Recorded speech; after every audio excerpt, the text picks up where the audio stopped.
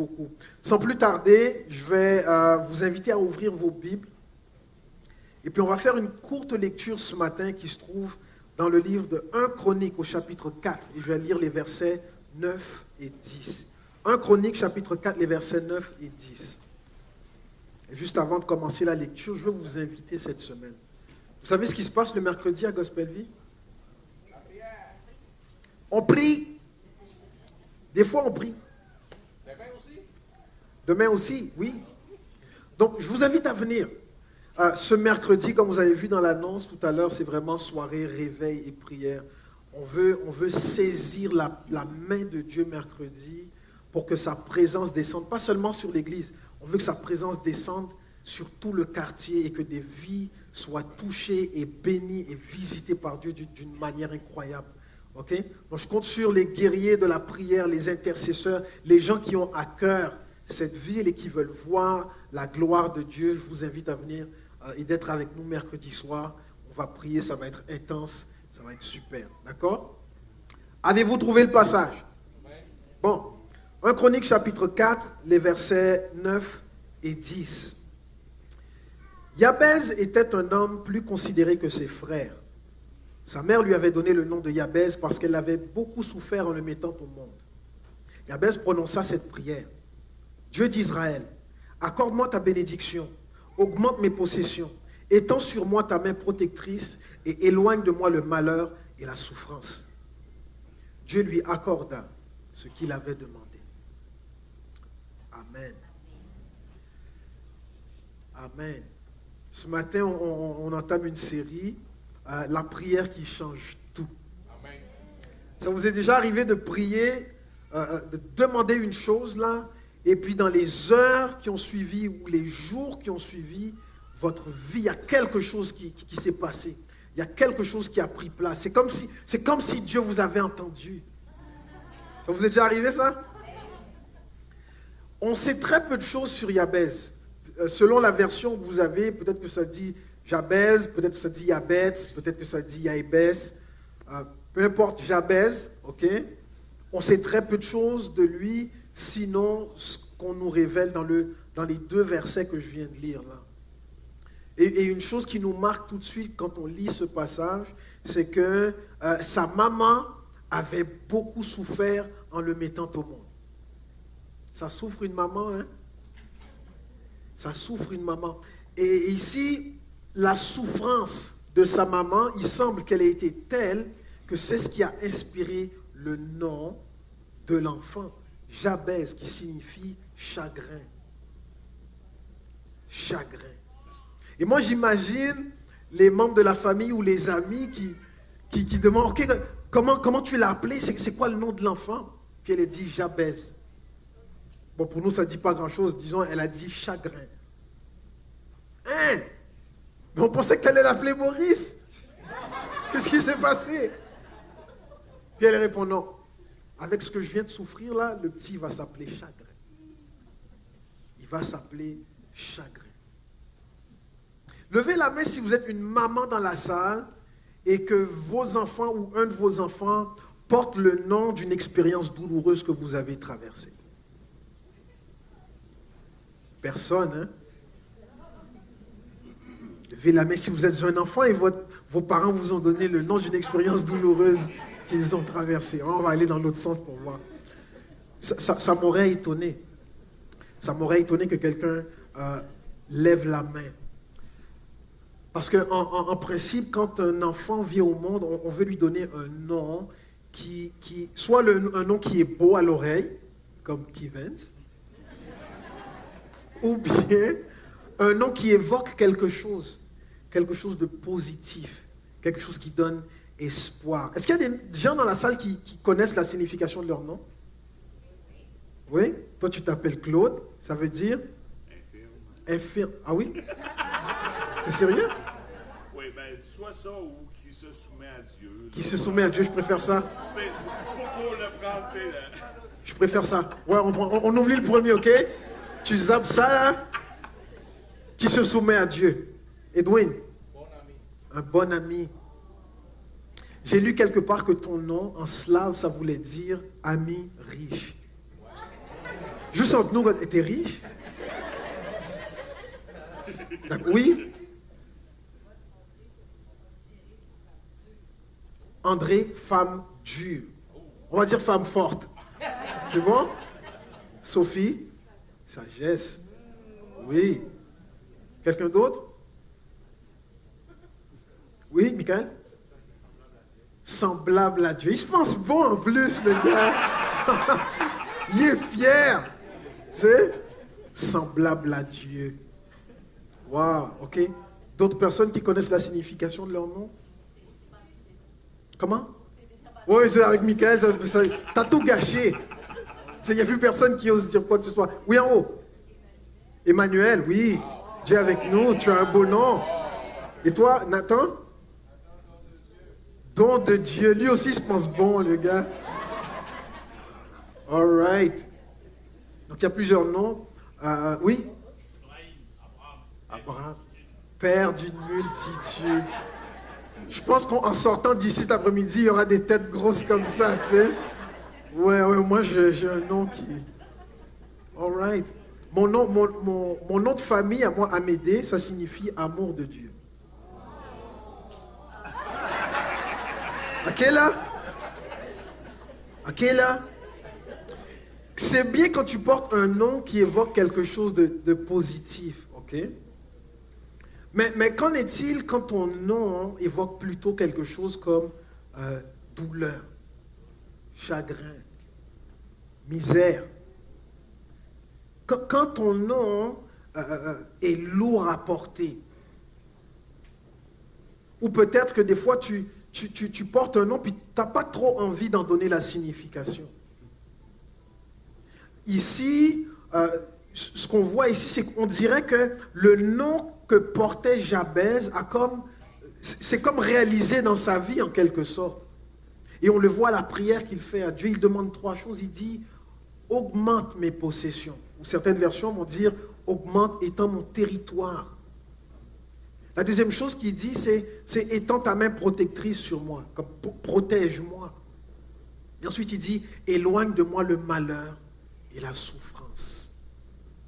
Et ça, ce que ça nous dit, c'est peut-être que Jabez, il dit, étends mon territoire, ou augmente mes possessions. J'ai pas grand-chose.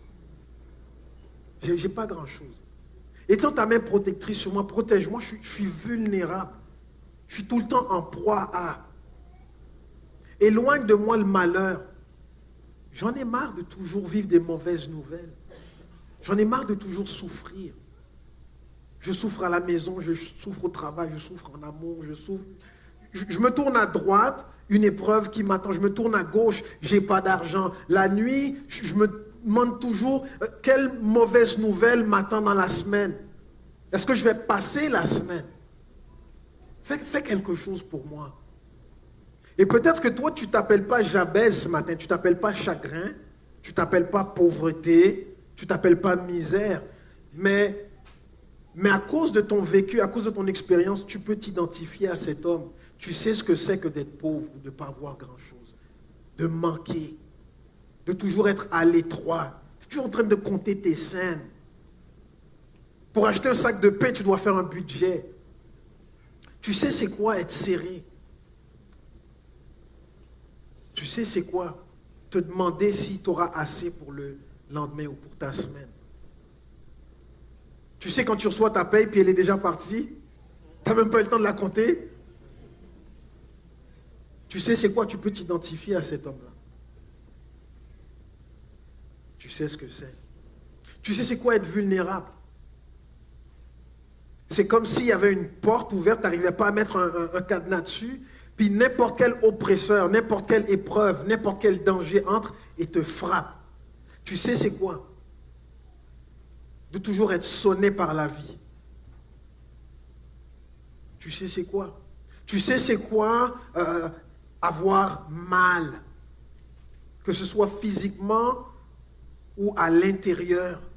Tu sais c'est quoi avoir mal. Tu peux t'identifier à Jabez même si tu ne portes pas son nom. Et peut-être que ton nom n'évoque pas quelque chose de négatif, mais il y a des paroles qu'on a prononcées sur toi. Et c'est comme si tu portais ces noms-là. Peut-être que tes parents t'ont dit des choses comme idiot, stupide, bon à rien. Ou peut-être que ce n'est pas tes parents qui t'ont parlé comme ça. C'est peut-être ton mari. Peut-être que c'est ta femme. Qui t'ont nommé. Parce qu'un nom, c'est un peu comme une déclaration qu'on fait sur quelqu'un. Et parfois, si ce n'est pas à travers le nom d'une personne qu'on déclare des choses comme des paroles prophétiques, des fois c'est à travers des insultes. Et ces paroles que tu as entendues ont eu un effet sur toi. Et il y a des gens qui, jusqu'à l'âge adulte, souffrent encore des paroles qu'ils ont entendues quand ils étaient enfants. Je ne sais pas si c'est ton cas. Tu t'appelles peut-être pas chagrin, mais quand tu évalues ton état d'âme la plupart du temps, ce que tu ressens, quand tu examines tes émotions, c'est comme si tu t'appelais chagrin. Tu es toujours déprimé, ou souvent déprimé en tout cas, abattu, découragé. Vous savez qu'il y a des personnes qui sont si déprimées qu'elles contemplent le suicide.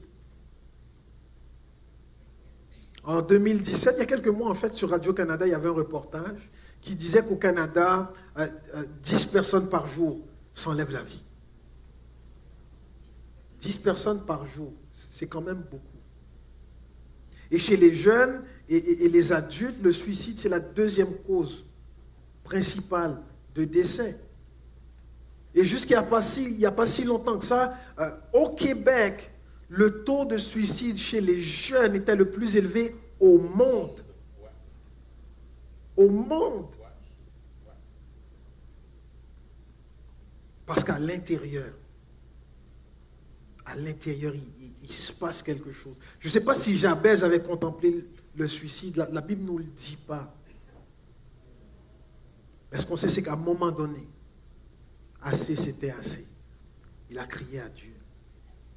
Si ce matin, tu es là et toi, tu contemples le suicide ou tu as déjà contemplé le suicide, je veux que tu écoutes bien ce que je vais te dire maintenant. Il y a de l'espoir et il y a un chemin vers la restauration pour toi. Et si tu ouvres ton cœur aujourd'hui, tu laisses le Saint-Esprit te parler, il va semer en toi ce matin des paroles de vie qui vont te libérer. Parce que Dieu est capable de faire ça. On a chanté tout à l'heure, Alan. Vous savez, c'est toujours encourageant quand tu prépares un message et puis, juste avant que tu apportes ton message, la personne qui conduit les chants résume plusieurs parties de ton message. Là, tu dis, ok, je suis sur la bonne voie. Et tout à l'heure, on a chanté et Alan conduisait les paroles de Samuel, je crois, qui disait, tu enlèves le lourd fardeau. Tu me relèves, tu me libères. Dieu est capable de te relever ce matin, de libérer ce matin. Il est capable de prendre ton fardeau ce matin. Et si tu es rentré ici avec une mine basse, tu vas ressortir avec un sourire parce que quelque chose se sera passé. Dieu est un Dieu de miracles. Et il ne fait pas seulement des miracles de guérison de maladies, il fait des miracles aussi à l'intérieur dans nos cœurs. Dieu connaît parfaitement le cœur humain, il est capable de le guérir, il est capable de le penser, il est capable de le restaurer. Même quand ton médecin ne sait plus quoi faire, même quand ton médecin ne sait plus quelle pilule te donner, il y a une pilule que Dieu donne. Ça règle tous les maux. Il est capable. Il est capable. Et si tu es en détresse ce matin, je ne veux pas que tu repartes d'ici sans avoir parlé à quelqu'un. Tu peux venir me voir, tu peux passer voir un des pasteurs, tu peux attraper un des bénévoles, et puis on va t'accompagner. Parce qu'il y a un chemin de restauration pour toi. Et si toi, sans avoir un nom qui pèse lourd sur toi, il y a encore des paroles que tu as entendues qui continuent de peser. Aujourd'hui, je pense que Dieu a un rendez-vous avec plusieurs et il y a la guérison qui va être distribuée. Guérison des cœurs. Plusieurs vont entrer dans un processus. Il y a quelque chose qui va se réparer en dedans. Peut-être aussi, parce qu'on parle des gens qui ont reçu des paroles, peut-être aussi que toi, tu as été une personne qui a donné des paroles. Lève la main. Pas parce que tu étais méchant, pas parce que tu voulais détruire la personne. Mais des fois, on laisse échapper des choses. Hein. On s'échappe et on dit des mots, des paroles, des phrases. Après, on ne peut plus les reprendre. Même quand tu dis « je ne le pensais pas », devine ce qui s'est passé. La semence est semée. Une semence semée dans une bonne terre va porter du fruit. Mais je ne voulais pas le dire, je m'excuse. D'accord. Mais je repars avec une semence dans mon cœur. Et des fois, même moi, je ne soupçonne pas ce que cette semence-là va produire. Et des fois, tu ne te rends même pas compte de ce qui a été semé dans ton cœur jusqu'à ce que tu frappes un mur. Puis tu réalises que, ok, ça remonte à... Pourquoi je n'ai jamais confiance en moi? Pourquoi je ne me trouve pas belle? Pourquoi je ne me trouve pas beau? Pourquoi j'ai du mal à recevoir les compliments? Pourquoi est-ce que je n'ai pas autant confiance en moi? Pourquoi je pense toujours que je vais échouer? Pourquoi je pense toujours au pire plutôt que de penser au meilleur? Qu'est-ce qui a été semé dans mon cœur qui explique que je fonctionne de cette façon-là? Je parlais avec un homme qui est venu ici à quelques reprises et puis il disait que quand il était petit, sa mère disait toujours qu'il était laid. T'es laid, t'es laid, t'es laid, tout le temps. Puis il dit une fois, sa mère a pris un sac de papier brun, là, puis lui a mis ça sur la tête. Je ne veux pas te voir la face, t'es laid. Sa maman qui lui a fait ça. Aujourd'hui, il est adulte. Okay?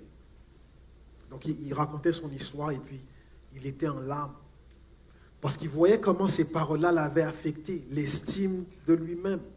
Comment ça l'avait affecté dans ses rapports avec les autres.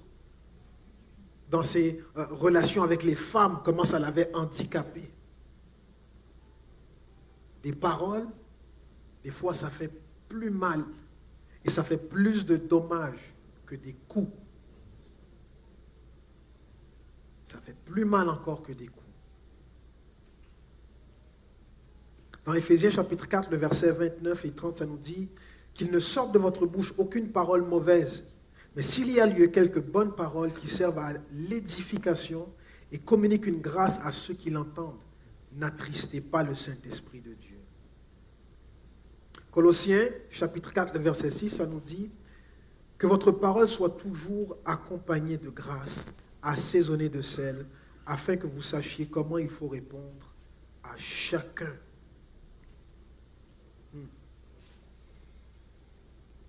Peu importe que tu aies ou non un nom qui soit lourd à porter, ce matin j'ai une bonne nouvelle, tu n'as pas à être prisonnier d'un nom ou des paroles qu'on a prononcées sur toi. Tu peux marcher libre. Même si tu t'appelles tristesse, tu peux vivre dans la joie. Dans la joie. Même si tu t'appelles malheur, tu peux vivre dans le bonheur. Jésus a dit, je suis venu pour que mes brebis aient la vie et qu'elle l'ait en abondance. Une vie abondante, ça veut dire une vie qui a du sens. Une vie où tu connais, où tu découvres, tu es conscient de ton identité, de ta destinée, du pourquoi de ta présence sur terre. Le plan de Dieu pour toi, ce n'est pas un plan de déprime, ce n'est pas un plan de mort, ce n'est pas un plan pour te faire sombrer, pour ensuite mourir. Non, c'est un plan pour te relever, pour te délivrer, pour te guérir, panser tes plaies et te donner une vie abondante. Ça, c'est ce que Dieu fait. Et donc, peu importe ce qu'on a dit sur toi, peu importe le nom qu'on t'a donné, tu n'as pas à être prisonnier de ces paroles-là. Parce qu'en Dieu, il y a la liberté. Il y a la liberté. Il y a la liberté. Et tu n'as pas à être un autre exemple de quelqu'un à qui on a dit que tu es bon à rien et qui effectivement n'a rien fait. Tu peux marcher avec Dieu.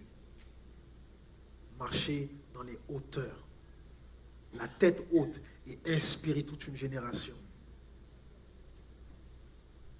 Aujourd'hui, je pense que ça peut être le point tournant pour quelqu'un qui va saisir dans la présence de Dieu ce matin une parole de vie, une parole d'encouragement, une parole d'espoir.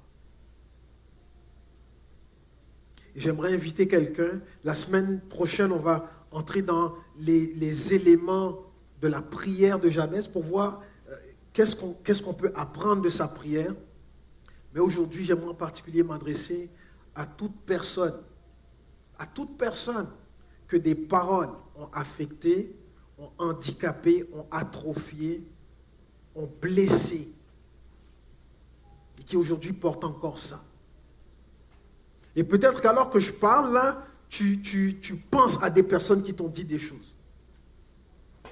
Peut-être que c'est papa, peut-être que c'est maman, peut-être que c'est ton mari, ton épouse, un frère ou une sœur, peut-être que c'est un patron, peut-être que c'est un professeur. Et tu as du mal à surmonter ça, mais tu es capable de surmonter ça. Je me rappelle une fois, j'étais à l'école, j'étais au secondaire, donc ça remonte à des années. On avait, dans ma classe de français, j'étais le seul gars. Et puis, un jour, on avait fait un examen. C'était un examen de composition et tout ça. Je pense que ça a duré 2 heures, ou je ne me rappelle plus. Et j'ai eu la meilleure note de la classe. Et donc, mon prof... Et là, mon prof me fait venir à l'avant, parce que la façon dont elle fonctionnait, c'est qu'elle remettait à chacun ses notes. Puis elle disait la note à haute voix et tout ça. Bon. Donc, quand c'est venu à mon tour, elle révèle que j'ai eu la meilleure note de la classe. Elle me fait venir et puis elle me pose la question suivante. Il dit, Kevin, qui a écrit ça? Et moi, au début, j'ai pas trop... J'étais comme, hein, comment ça? Elle dit, mais qui a rédigé ça, là, ce texte-là? Je dis, ben, c'est moi. On l'a fait en classe en plus, c'est pas un devoir. Elle dit, je vais te reposer la question. Qui a écrit ça? Je dis, ben, c'est moi, madame. J'étais assis là devant vous. Et puis elle me dit, écoute, moi, je ne pense pas qu'un garçon comme toi est capable d'écrire un texte comme ça. J'ai dit, pardon? Et là, pendant qu'elle me dit ça dans la salle, dans la classe, ils ont la même réaction que vous. Toutes les filles sont comme... Un respect, il y a comme un suspense, on attend, qu'est-ce qui va se passer, tu sais? Et puis elle dit, non, je ne pense pas qu'un garçon comme toi est capable de me donner un texte de cette qualité. Donc, je veux que tu me dises qui a écrit ça. Moi, je n'avais pas d'autres versions. Donc, je dis, non, j'ai rien d'autre à vous dire. J'ai écrit le texte, puis voilà.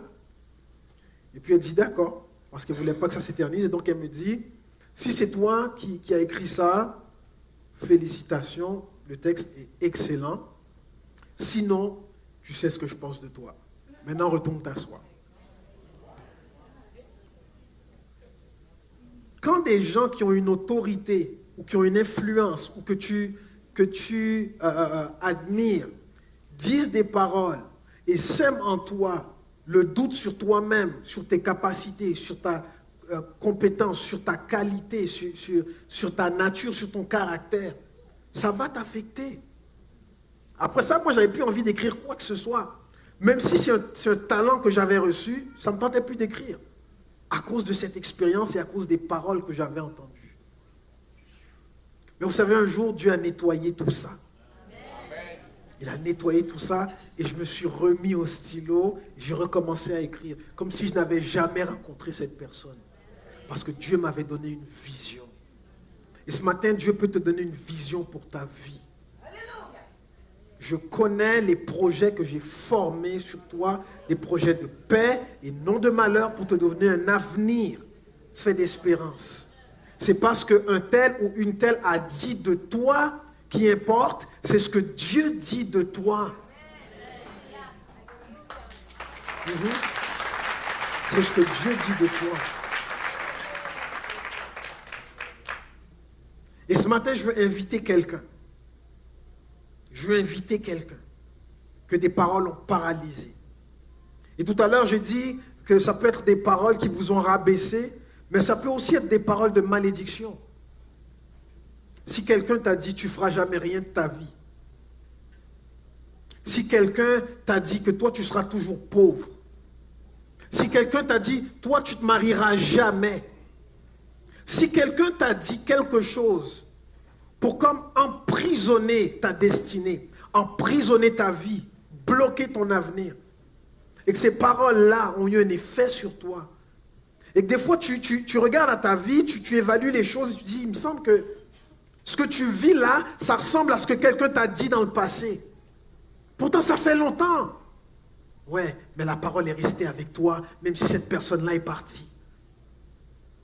Et ce matin, Dieu vient, il descend pour te bénir, pour briser ces paroles-là, et pour semer en toi des paroles de vie, des paroles de foi, des paroles qui vont te propulser dans l'avenir que Dieu a pour toi. Peu importe ce que tu as vécu hier, ça ne veut pas dire que tu dois le vivre encore aujourd'hui. Et ton passé n'est pas ton demain. Ton demain est entre les mains de Dieu.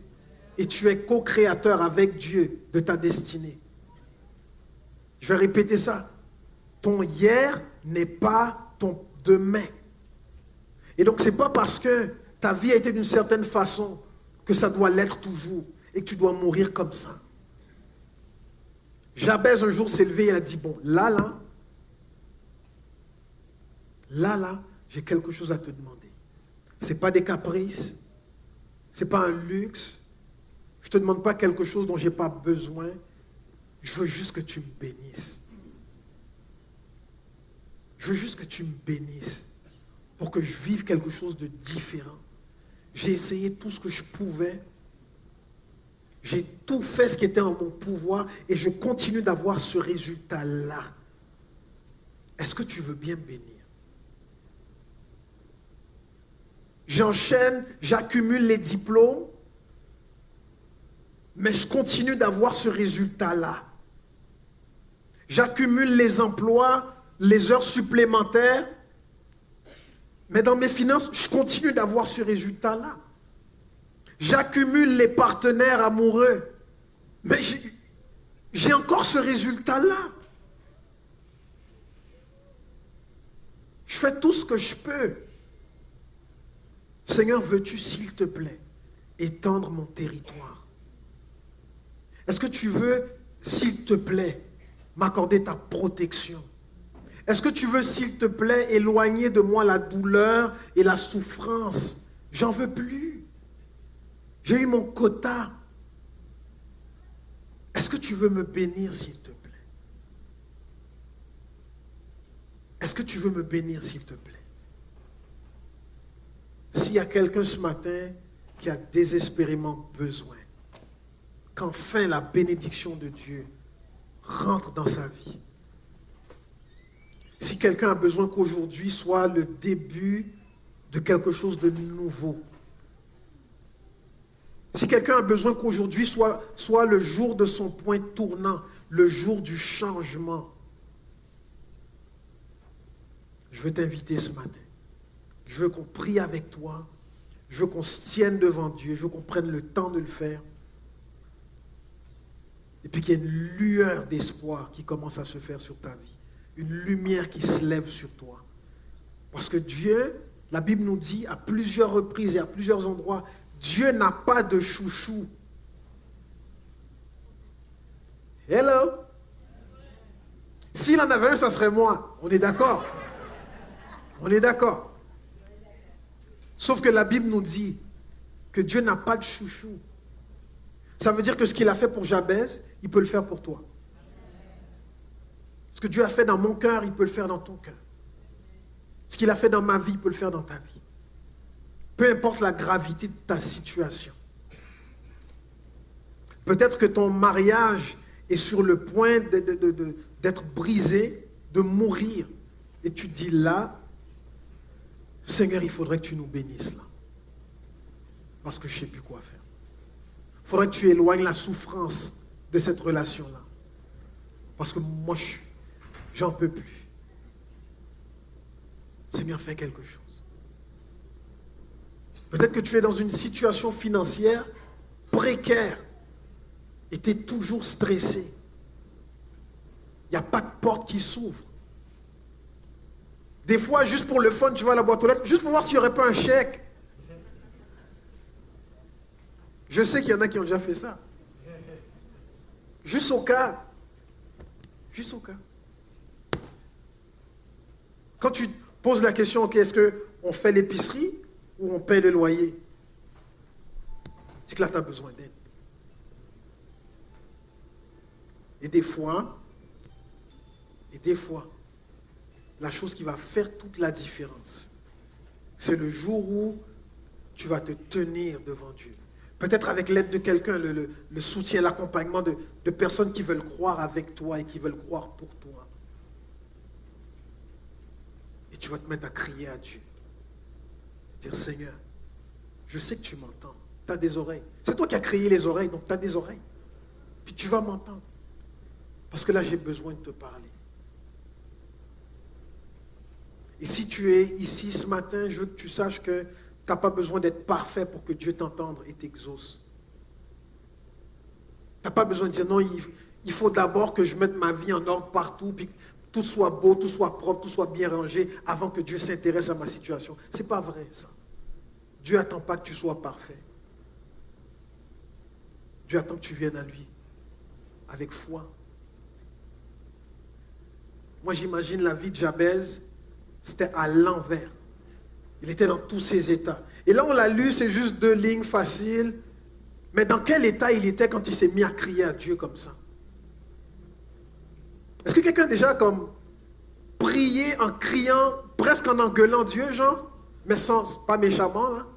Ouais, je vois plusieurs mains, oui. Moi, j'imagine que Jabez, il a gueulé ce jour-là. Peut-être qu'il venait juste de vivre quelque chose d'intense et que c'était la goutte qui avait fait déborder le vase. Là, il dit, that's it.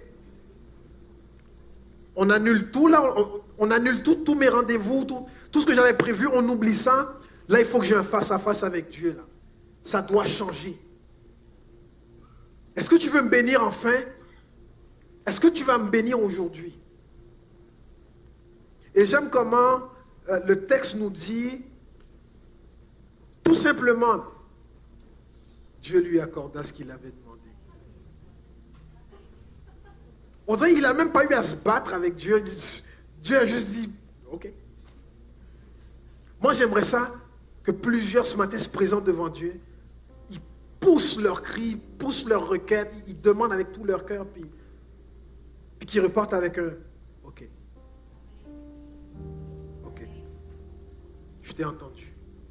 Si c'est toi ce matin, tu peux t'approcher maintenant. Et on va demander à Dieu de dire ok. À plusieurs qui ont besoin ce matin. Plusieurs qui ont besoin ce matin. Tu as besoin d'un ok. Seigneur, je ne veux pas me battre avec toi, je ne veux pas me chamailler, je veux juste ouvrir mon cœur et te présenter ma situation et croire que tu vas faire quelque chose aujourd'hui. Seigneur, aujourd'hui j'ai besoin d'un ok, c'est tout. Je n'ai pas la force de lutter, je n'ai pas la force. Je ne sais même pas si je serais capable de prier 1 heure aujourd'hui. Tout ce que je sais, c'est que j'ai une liste là. Je vais te la présenter en toute simplicité, en toute humilité, de tout mon cœur. Et je crois qu'aujourd'hui, tu as un rendez-vous pour moi. Tu savais que j'allais venir. Tu savais que j'allais te demander ça. Tu savais qu'il me restait tout juste assez de force pour te dire, papa, bénis-moi. Bénis-moi. Papa, ce matin, bénis-moi. S'il te plaît, bénis-moi.